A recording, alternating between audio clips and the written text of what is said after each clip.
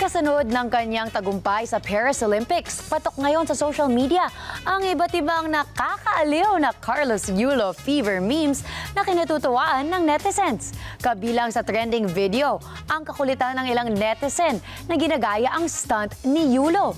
Tulad na lang ng isang lalaking lumusot pa sa nabutas na lamesa. Narito ang aking report. At dahil nga hindi pa tapos ang Carlos Yulo feels at patuloy pa rin siyang laman ng iba't ibang pahayagan at social media, kinaaliwan ngayon online ang mga witty at makukulit na memes na may hashtag na POV nung nalaman mo ang premyo ni Carlos Yulo.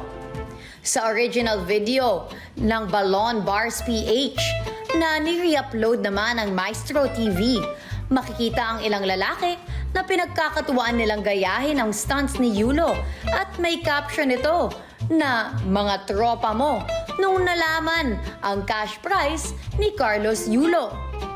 Si Romar Sanclaria Ortiz naman ay may caption na me nung nalaman ang premyo ni Carlos Yulo.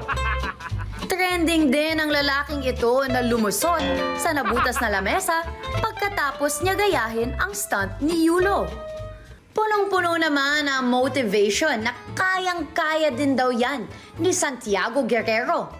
Kaso, sabi ng isang netizen, pang 1K lang daw ang nagawa niya. At kahit maulan, kayang-kaya din niya daw na gayahin ang Olympic gold medalist.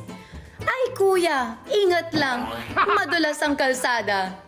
Ang gawaing ito ni Carlos bago siya sumalang sa kanyang laban ay pinagkatuwaan ding gayahin ng ilang netizens.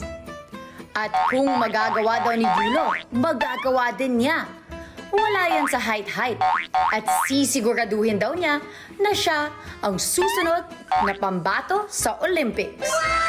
Patunay lamang ito na totoong tumatak sa mga Pilipino ang pagkapanalo ng two-time Olympic gold medalist sa Paris Olympics. Ano man ang trip ng netizens, okay lang yan. Ang mahalaga, walang napapahamak at inaapakang ibang tao.